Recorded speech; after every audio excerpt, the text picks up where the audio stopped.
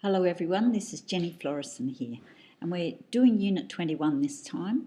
The unit is called Develop, Facilitate and Review All Aspects of Case Management. And you might be thinking, well, we don't do case management in our boarding situation. We're hoping that you'll be able to find a way to do some case management in order to be able to cover this unit. You'll see that the elements involved in this unit are to determine appropriate responses to case management in accordance with your organisation and your legislative requirements. That's in accordance to things that are law or policies and procedures in your organisation. And so, of course, we do need to follow those, but we hope to find a way where you will be able to at least conduct some case management meetings, develop an appropriate case management plan, and review and monitor case work activities and processes. Even if you can't do them in your residence, we may be able to facilitate you to do them in the scenario assessments, and hopefully there's a way that you can talk to your management and see if you can use these practical skills in boarding as well. The unit does say that skills have to be demonstrated in the workplace or in a simulated environment that reflects workplace conditions. So for our second assessment, we're going to try and simulate the workplace environment and use a scenario.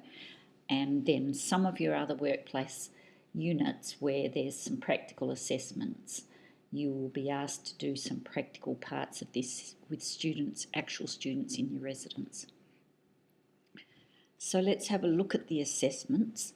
The first assessment you'll work on is assessment 21.1, and it has knowledge questions, like, for example, on the screen here, read the introduction section and then describe the purpose and goal of case management, or read section 21.1. So we hope that you can read the notes as you do those assessments, and you should be able to find the appropriate answers in those notes. So let's have a look at case management. Of course, young people often have more than one issue going on in their lives. We call those coexisting needs, and you will have done or will be doing Unit 11, which talks in great detail about coexisting needs and how to meet them. The way we describe case management is it's an active process of collaborating together with the young person. Any young person who has multiple needs that.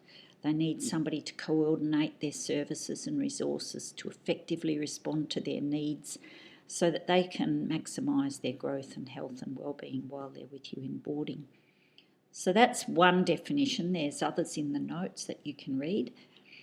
Of course, case management is often used in a variety of contexts, particularly in the youth justice system, with young people who are in state care or in supported accommodation services because they've been homeless or some other way disadvantaged like that. Alcohol and other drug services often use case management.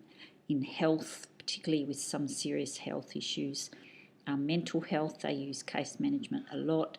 Young people with disabilities or homelessness. Case management is an accepted and well-used practice in all of these kind of contexts. It's not been used very much in boarding so far, but we are seeing a tendency to move towards this because young people need a lot of services and they need to be coordinated effectively. So the outcomes we hope to achieve through effective case management, we need to see the safety, welfare and well-being of the young person improved. We need to help them engage with the best supports that are out there for them. We need to empower them towards a better quality of life and independence in their life as they grow and leave boarding. We need to coordinate the services effectively so that we're not all doubling up on each other, or there's not gaps happening because we're not coordinating all the different services. So it's a much more efficient use of resources when we have case management. Case management is seen as being most effective when it's directed by the young person in some way. Now you might think, well, how can we do that in boarding? But the more you enable the young person to have their say, you collaborate with them, you be very transparent and open with them.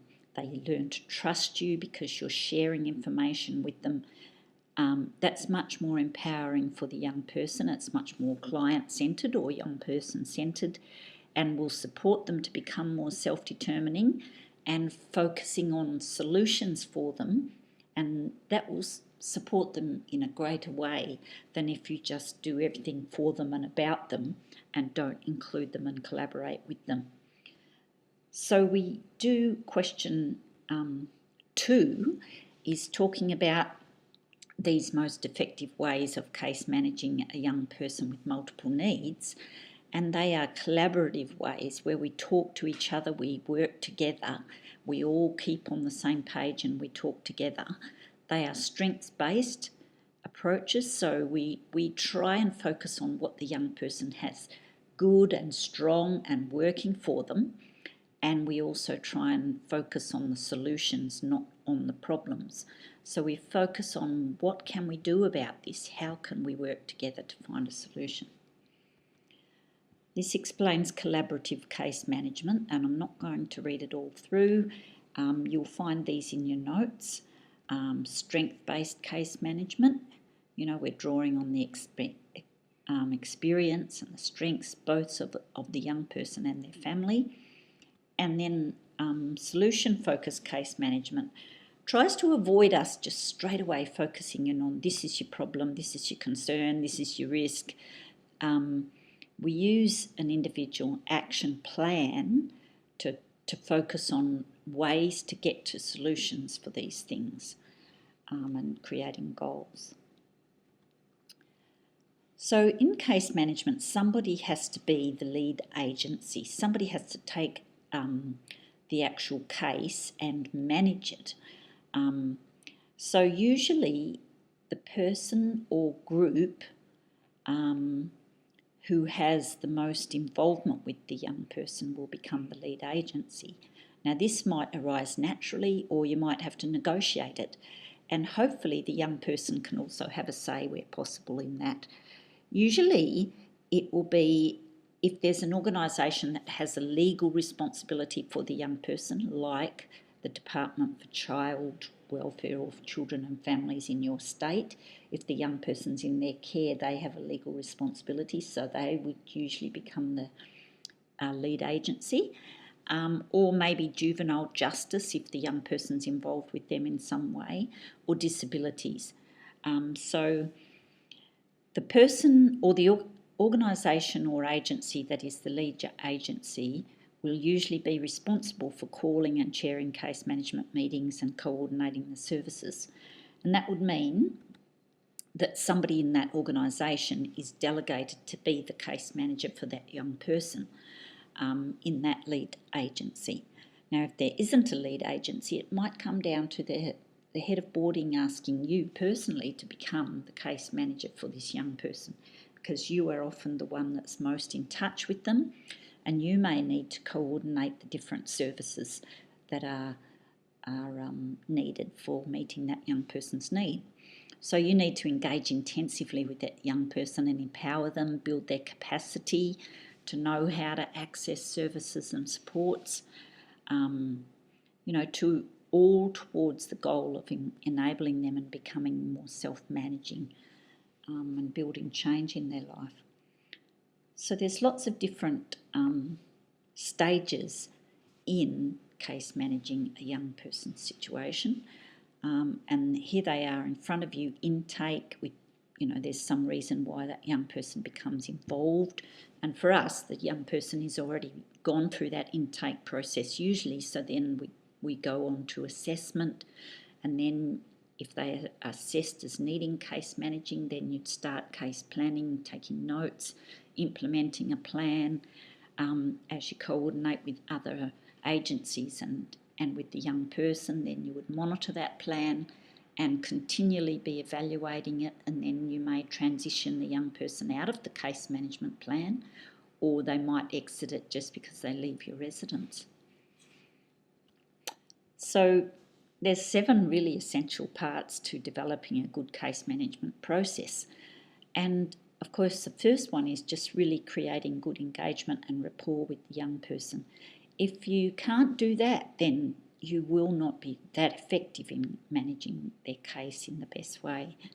The young person, of course, can give their consent to being involved, or what we call involuntary involvement, where they don't really have to give their consent because they are mandated to be involved in case management for some reason, or your residence just requires it of them, or some other organisation requires it of them, like Family and Children's or Disabilities or Juvenile Justice.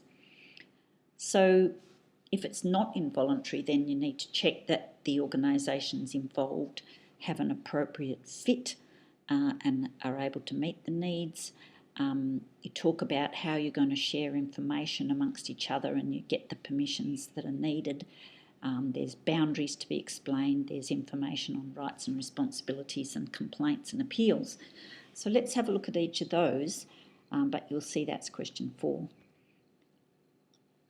I won't go through each of these, otherwise this PowerPoint will end up being too long. So just have a look in the notes again. There's different ways to create engagement with young people. Sorry, I went backwards. Creating engagement. There's different steps you need to do to gain consent and share information with other agencies. There are also professional boundaries we need to explain to the young person and the family that are involved. Might be about your availability and your time commitments. There's boundaries you need to observe, like not becoming overly involved and over attached, or showing particular exceptional behaviour towards one young person or another, or becoming emotionally entangled. Those sorts of things are professional boundaries that we need to observe. You are responsible for modelling healthy boundaries with the young person and keeping professional boundaries at all times. That means you can't be their friend. You can be friendly, but you need to keep that professional distance. And then there's privacy and confidentiality and all those different aspects of boundaries. If we have poor boundaries, then that can often create problems for us and for the young person. So we need to be able to identify the boundaries early and be very clear on them. Each agency that's involved in the case should also explain those boundaries. I said before, some young people may be voluntary or involuntary involved in case management, and we've explained that. But in general, if a young person is having to be involved in case management, then their situation is more complex. If they haven't chosen to be engaged with you in case management and they're not able to opt out, there may also be consequences if they don't comply. This can bring high levels of pressure and create tension with that young person. Some young people might engage well in the process, some may cooperate and some may not. Some may not respond easily at all. So we need to explain the rights and the responsibilities of the young person as they're involved in case management. So here are some of the rights that you might explain and some of the types of responsibilities that we would try and encourage the young person to be responsible about. Then we also, as case managers, will need to have those responsibilities in our minds, and that it's our responsibility to do some of these things, complying with the organisation, keeping young people informed, keeping thorough records, responding in a timely way to different stakeholders that are involved. All those sorts of things we need to be accountable. The case manager needs to spend time with the young person, preferably before your very first case management meeting with anybody else involved, so that you can develop rapport with the young person before you start more official parts of the process. So they need to know that you recognise them as young people with dignity and worth, show them empathy, show them that you feel so that they can feel well supported, that they feel heard, that you care about them. Those sorts of things will build rapport and show them that you're committed to their well-being, and you're going to look after them as a young person, not just an issue or a problem. Of course, we talked about the first part of case management being assessment, and we need to have this ongoing process of gathering information, identifying and responding to any developments and issues that occur as the young person is involved with your support. In that initial assessment time, you also need to inform and empower the young person. Give them a clear understanding of, why are you doing this case management process? What's it going to involve? What are the optional parts for them and the parts that are not negotiable? What's going to happen next? Explain their rights and responsibilities, as we said, and also explain the complaints and appeals process. They need to be empowered to know that they have a say, they have a voice, they have a right. And if anybody in the whole process, whether it's your boarding residence or one of the other agencies they're working with, if they're unsatisfied with the decision by any of them or the way they're doing things or the way they treat them, they need to be empowered to know how do they make a complaint, where is the form that they can record this, not just make a verbal complaint, but make it official, and that will empower them. The young person needs to feel that their strengths are being recognised, and we're not just focusing on the negatives and the risks. This is much more empowering. During the assessment process and taking in the young person towards case management, we need to check on some of these things, and then of course the first part will be gathering and analysing information. This is question 6. How we collate all the information we've got, check on its currency, how relevant it is, check on which agencies are going to be involved and what their roles are. Has this young person been involved with other agencies in the past, and which ones are possible for the future? And then you need to coordinate with them how accurate is their information and how current.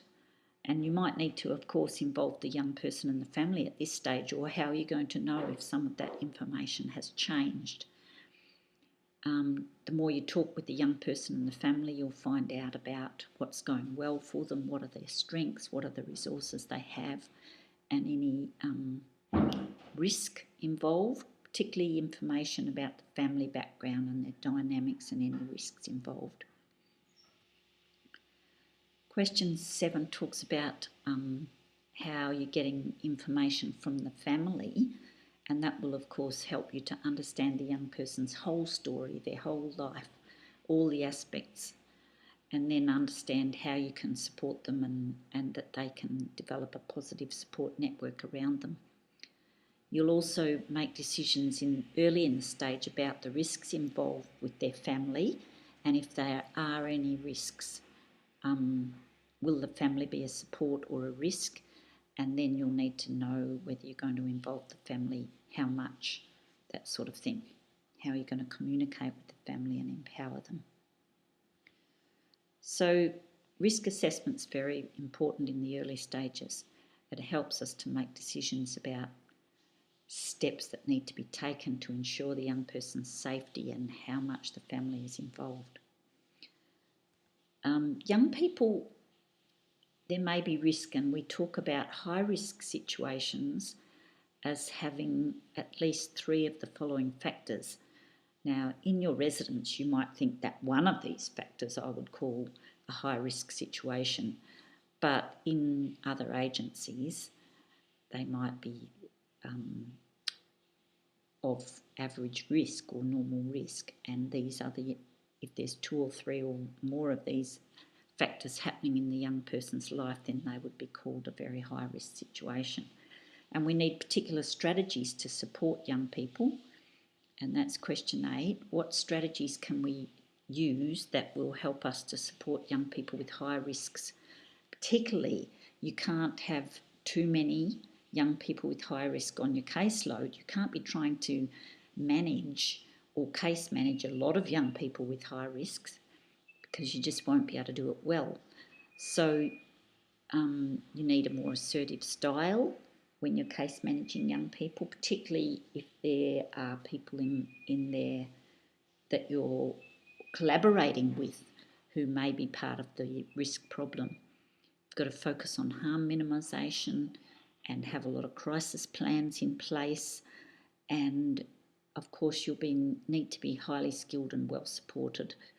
And a lot of other people will be involved. So, it wouldn't be the type of young person that would be best for you to be case managing at your first sort of in your learning process of how to do this case management. It would be better to be involved with a young person who doesn't have such high risks initially, and other people in your organisation may be the ones who have more experience, skills, and would be involved with high risk young people. Of course, throughout this whole process, if the young person does have risks, we need to have a risk assessment in place and an action plan.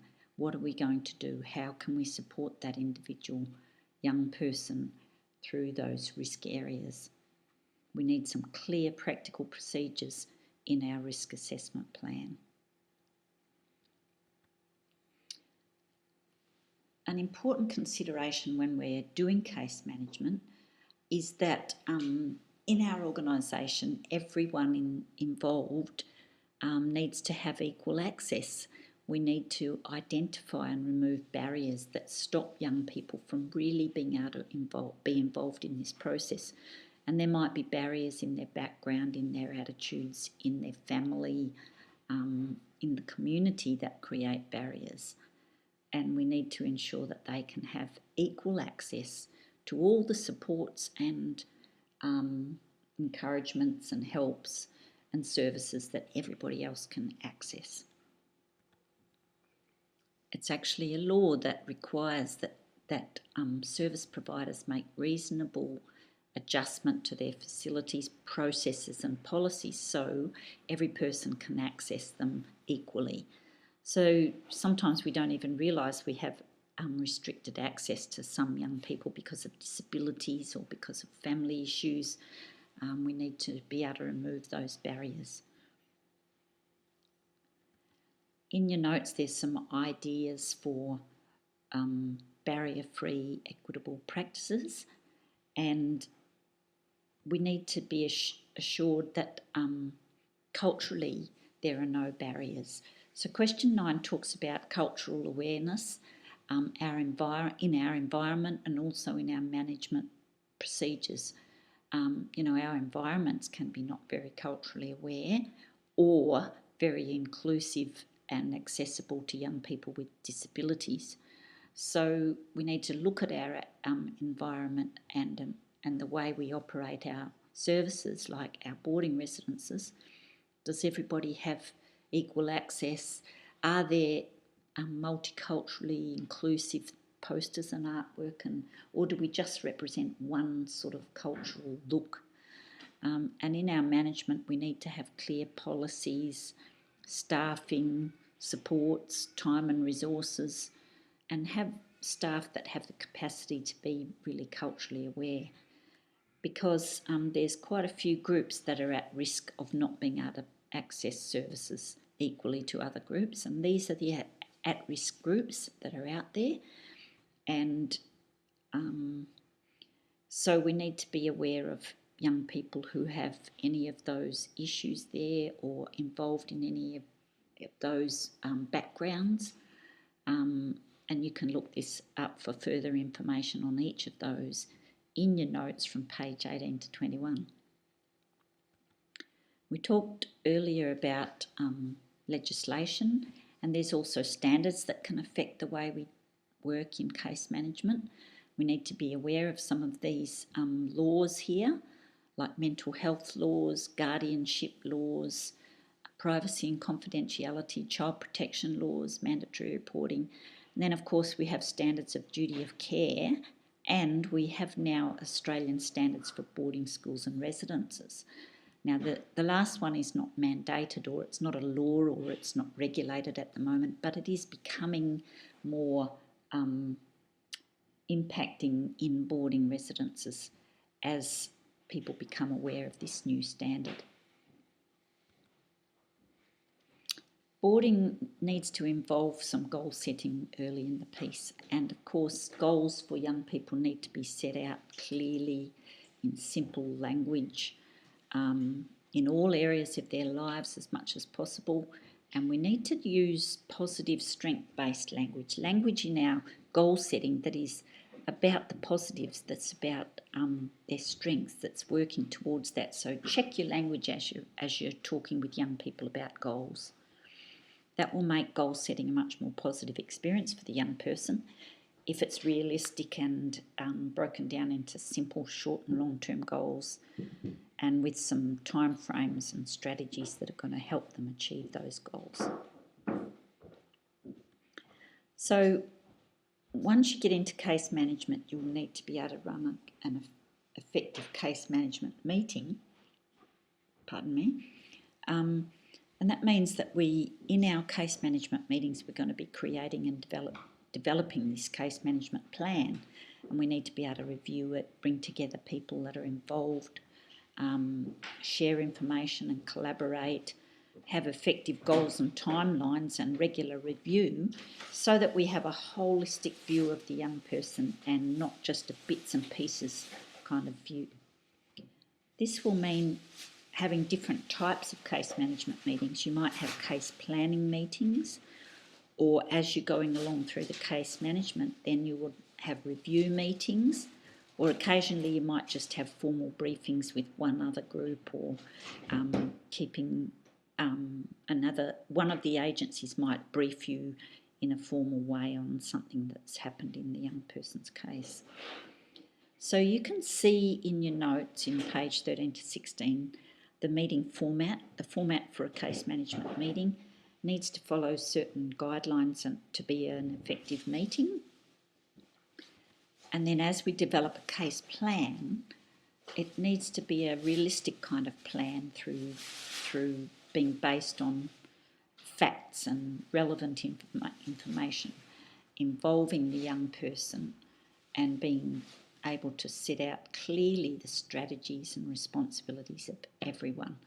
So as we develop that case plan, all the stakeholders that are involved in the case management, including the young person and the family, could have copies of this plan. It should be simple enough for the young person to understand, and it is our written evidence of the sorts of goals and actions that we've taken. And that should maximise everybody's participation in the plan if it's clear and everybody has a copy and everybody understands their rights and responsibilities. If we have a case management meeting, then we need to follow up afterwards. And here are some ways that this needs to be done to keep everybody informed of what's gone on in the meeting, particularly those stakeholders who haven't been able to be there at the time. Now, sometimes conflict can develop during case management. It can be stressful and highly emotive. Conflict might occur between you as the manager and the young person or client you have, or between you and other professionals, or between some of the different agencies. Conflict may occur, and this might occur in a case management meeting or just throughout the kind of communication process. And so it's good to acknowledge and normalise conflict early in the process, and then say, this could occur, and if it does, then how are we going to address it?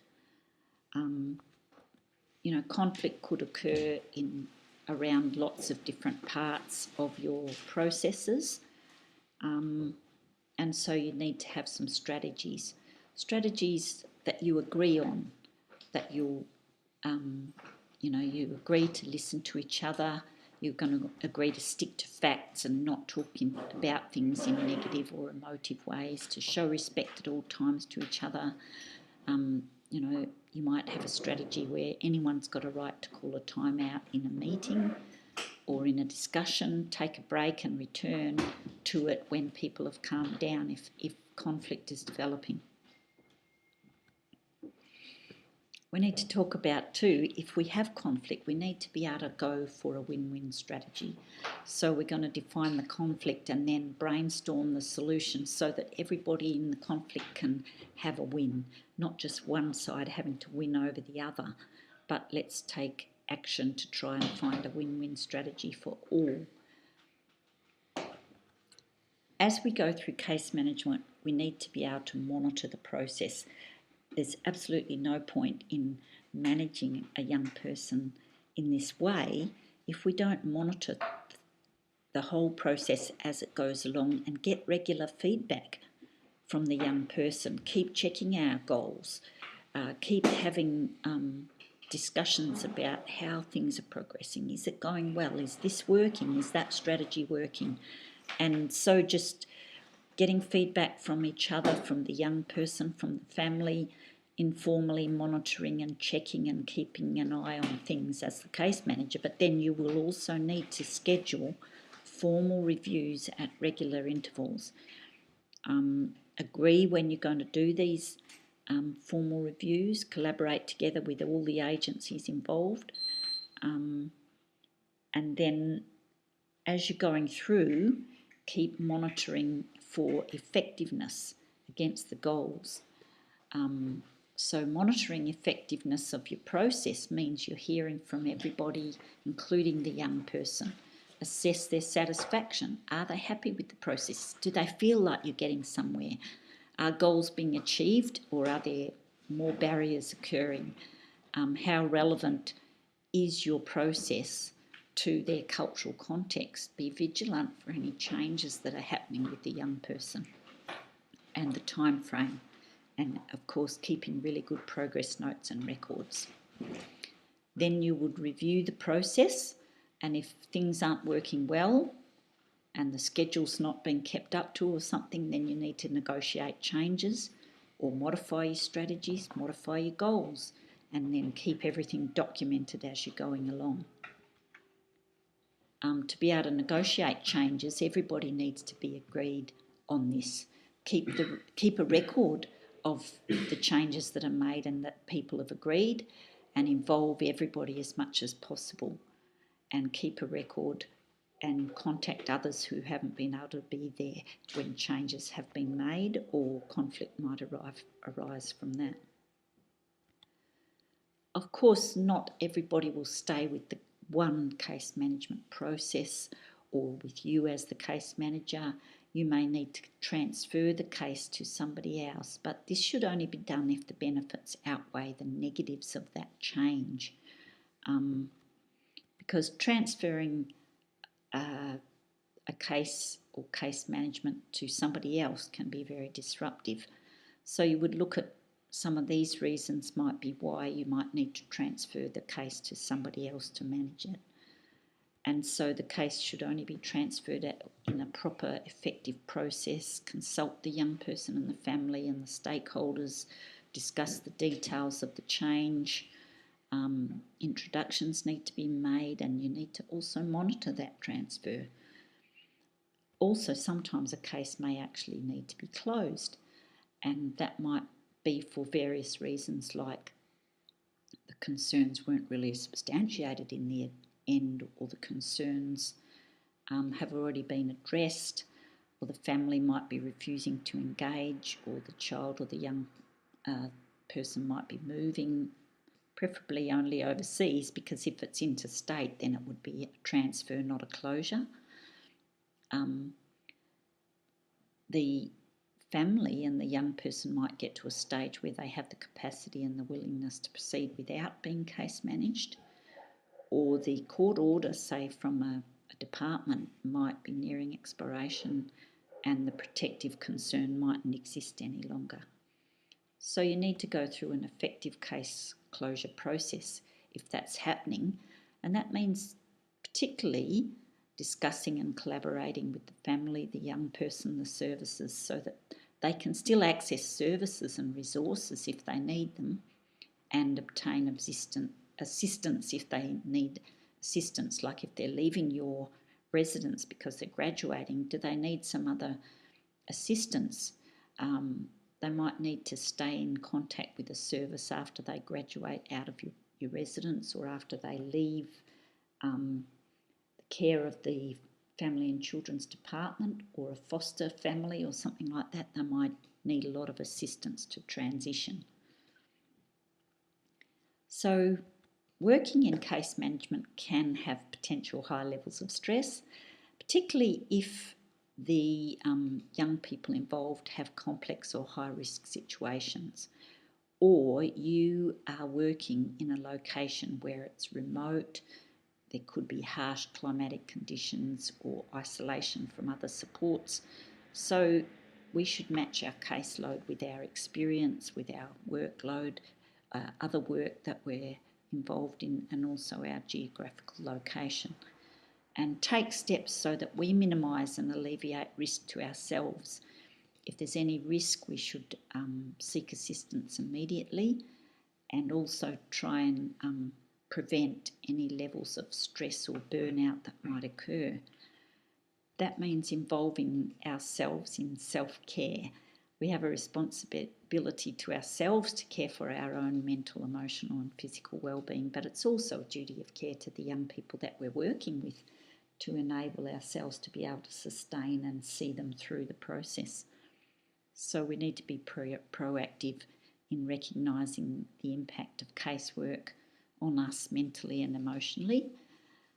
The main issues are going to be if you have stressful, high-risk clients, or if we're not experienced or aren't given sufficient time, or we have unrealistic expectations from our work conditions, those sorts of things.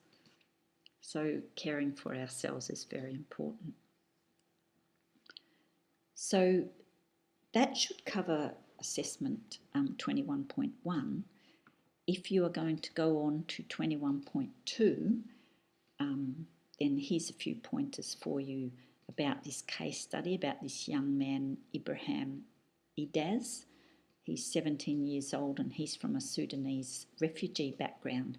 So we need to be culturally aware in this young person's life. So we need to take some steps to gain cultural awareness before engaging with him and his family. And that might be by, doing some research, connecting with people who've already been involved in him. Even just looking at a movie can give you cultural background. And this movie here's about a young Sudanese refugee that I found very, very educational, really. It just showed a lot of the isolation and discrimination that young people go when they transition from one culture into a totally new culture. There are community organisations and non-government organisations that have a lot of involvement and can give a lot of insight into cultural awareness.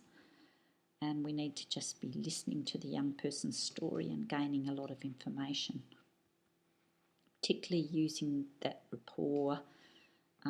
This young person has become involved with the police, so we need to show empathy, but also connect and be involved with the young person's juvenile justice caseworker in this case, and that might be called something different in your state. So there might be a lot of stakeholders involved with this young person. Probably juvenile justice will be one, the boarding residence will be another, the school, the community and his family. There will be several different stakeholders involved. So then you need to talk about how you would go about doing some case management meetings with all those different stakeholders. Question E in here talks about different researching different types of behaviour change models, and these are practices that you might actually use, say, to support change with Ibrahim, because of his anger management issues, because there's been trauma in his background. And so you need to just research some of these different types of ways to bring about change in a young person. And this might seem very theoretical and kind of heavy going, but just look at it briefly and see that there are different types of models, different ways of approaching enabling young people to change their behaviour. Here's another resource here, strength-based approach to education. In lots of different states, they have different approaches in education departments, and we need to be aware of some of these approaches. Cognitive behaviour therapy is one very successful approach that is utilised with anger management. So it takes different steps, and they're set out in your notes there. So as you go through this assessment, you need to end up by completing a case plan template that's provided for you. And if you can't see some of the details in the scenario given, then just imagine what might have occurred in that situation. And you can always ring us up and discuss it. Don't feel like you have to just sort of struggle on alone. We're always available. Give us a call or an email, and we're there to help you through this. And that's the end. Thank you very much.